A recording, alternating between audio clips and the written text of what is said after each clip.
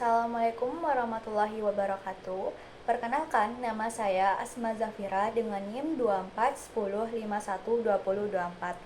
Nah, pada video kali ini saya akan membahas mengenai digitalisasi, perencanaan, dan pembangunan di daerah khusus Jakarta. Nah, saya memilih Jakarta karena menurut saya Jakarta merupakan daerah yang paling maju dalam penerapan digitalisasi di Indonesia. Nah, sebagai pusat pemerintahan dan pusat perekonomian nasional, Jakarta memiliki aktivitas yang sangat padat. Jadi, pemerintah itu butuh sistem yang mampu memberikan pelayanan yang cepat, efisien, dan transparan. Jadi, salah satu cara yang dapat dilakukan adalah melalui digitalisasi. Nah, jadi sebelum kita membahas lebih jauh, kita perlu tahu apa itu digitalisasi. Jadi, digitalisasi ini adalah pemanfaatan teknologi digital untuk membantu berbagai aktivitas termasuk dalam pemerintahan. Jadi, digitalisasi ini tuh bukan hanya mengubah pelayanan yang awalnya manual menjadi online, tetapi juga memanfaatkan teknologi agar pemerintah itu dapat mengambil keputusan lebih cepat, lebih efisien, dan sesuai dengan kebutuhan masyarakat. Salah satu contoh penerapan digitalisasi di Jakarta adalah Jakarta Smart City. Nah, cara kerja Jakarta Smart City ini yaitu pemerintah itu mengumpulkan data dari banyak sumber.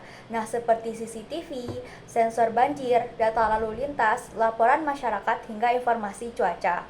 Semua data tersebut dikumpulkan ke dalam satu pusat kendali. Dari sana, pemerintah itu dapat memantau kondisi Jakarta secara real time. Nah, misalnya ketika terjadi banjir, pemerintah itu bisa langsung mengetahui lokasi yang terdampak dan juga bisa melihat tinggi muka air. Nah, kemudian mengirim petugas atau mengirim bantuan lebih cepat. Begitu juga jika terjadi kemacetan. Nah, data lalu lintas digunakan untuk mengatur rekayasa jalan agar kemacetan itu bisa dikurangi. Jadi, keputusan yang diambil pemerintah itu benar-benar berdasarkan data yang tersedia. Jadi, selain Jakarta Smart City, Jakarta itu juga punya Jaki atau aplikasi Jakarta Kini. Nah, Jaki itu merupakan aplikasi yang menggabungkan berbagai layanan pemerintah ke dalam satu aplikasi. Nah, cara kerjanya itu cukup sederhana. Jika masyarakat menemukan masalah, contohnya itu kayak jalan berlubang, lampu jalan mati, atau ada tumpukan sampah, mereka itu cukup memotret kondisi tersebut lalu mengirimkan laporan melalui aplikasi Jaki. Nah, setelah laporan itu dikirim, sistem akan meneruskannya kepada dinas yang bertanggung jawab. Jadi, masyarakat itu lewat aplikasi itu bisa melihat perkembangan laporan tersebut. Apakah masih diproses atau sudah selesai ditangani. Nah, dengan sistem pelayanan seperti ini, itu kan pelayanan itu bisa lebih cepat sekaligus transparan.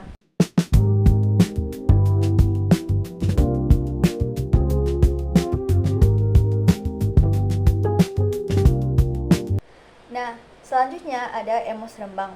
Nah, Emus Rembang ini adalah sistem yang digunakan dalam proses perencanaan dan pembangunan daerah. Nah, sebelumnya usulan itu tuh kan biasanya disampaikan melalui rapat di tingkat RT, RW, kelurahan hingga kecamatan. Sekarang, proses tersebut sudah dilakukan oleh sistem digital. Nah, masyarakat dapat mengajukan usulan pembangunan melalui sistem. Kemudian, usulan tersebut akan diverifikasi oleh pemerintah, disesuaikan dengan kebutuhan daerah dan anggaran yang tersedia, dan dimasukkan ke dalam rencana pembangunan.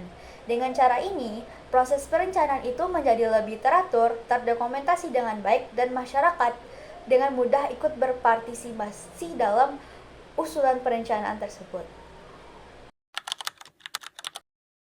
Saya memulai lomba digitalisasi pasar. Di Jakarta, digitalisasi itu juga ada dalam bidang ekonomi. Nah, pemerintah Jakarta itu punya program yang namanya UMKM Go Digital. Nah, melalui program ini, pelaku UMKM diberikan pelatihan mengenai pemasaran digital, penggunaan marketplace, hingga pembayaran digital. Setelah itu, mereka didampingi agar dapat menjual produknya secara online. Nah, dengan begitu, pasar mereka menjadi lebih luas dan pendapatannya juga dapat meningkat. Nah, sedangkan di pasar tradisional itu juga sudah mulai menggunakan sistem pembayaran digital seperti QRIS. Nah, jadi pembeli itu tidak harus membawa uang tunai karena cukup membayar menggunakan aplikasi di telepon genggam mereka. Cara ini membuat transaksi itu lebih praktis, lebih cepat, dan lebih aman. Nah, selanjutnya ada digitalisasi di bidang pendidikan dan kesehatan. Kalau di bidang pendidikan itu ada penerimaan mahasiswa baru lewat sistem online yang disebut dengan PPDB online. Nah, cara kerjanya itu calon siswa ini melakukan pendaftaran melalui sistem online. Kemudian, sistem akan melakukan seleksi secara otomatis berdasarkan jalur yang dipilih, seperti jalur zonasi, prestasi, atau afirmasi. Nah, karena seluruh proses dilakukan oleh sistem, proses penerimaan calon siswa ini tuh menjadi lebih cepat dan lebih transparan. Nah, sementara di bidang kesehatan, masyarakat ini tuh bisa melakukan pendaftaran layanan kesehatan secara online sebelum datang ke puskesmas atau ke rumah sakit. Nah, data pasien pun juga mulai disimpan dalam bentuk rekam medis elektronik, sehingga riwayat kesehatan pasien itu dapat mudah diakses oleh tenaga kerja. Selanjutnya itu ada dampak dari digitalisasi ini. Nah, menurut saya berbagai inovasi digital itu telah memberikan banyak manfaat bagi pembangunan Jakarta. Nah, pelayanan publik menjadi lebih cepat, proses administrasi pun menjadi lebih efisien. Masyarakat dapat lebih mudah menyampaikan aspirasi, dan pemerintah juga dapat mengambil keputusan berdasarkan data yang akurat. Semua itu membuat proses perencanaan dan pembangunan itu menjadi lebih efektif. Selain memberikan dampak yang baik terhadap perencanaan pembangunan, digitalisasi itu juga mempunyai beberapa tantangan.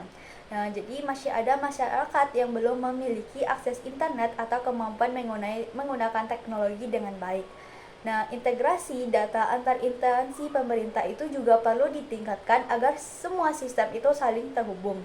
Nah, keamanan data itu juga menjadi perhatian penting karena semakin banyak data masyarakat yang disimpan secara digital. Menurut saya, Jakarta merupakan salah satu daerah yang berhasil memanfaatkan digitalisasi untuk mendukung pembangunan.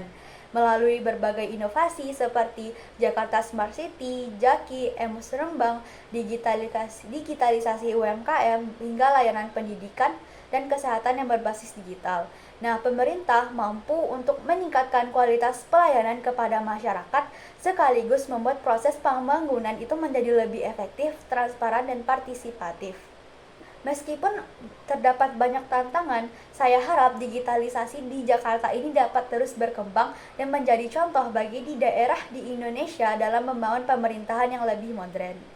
Sekian penjelasan digitalisasi tentang daerah Jakarta. Terima kasih. Wassalamualaikum warahmatullahi wabarakatuh.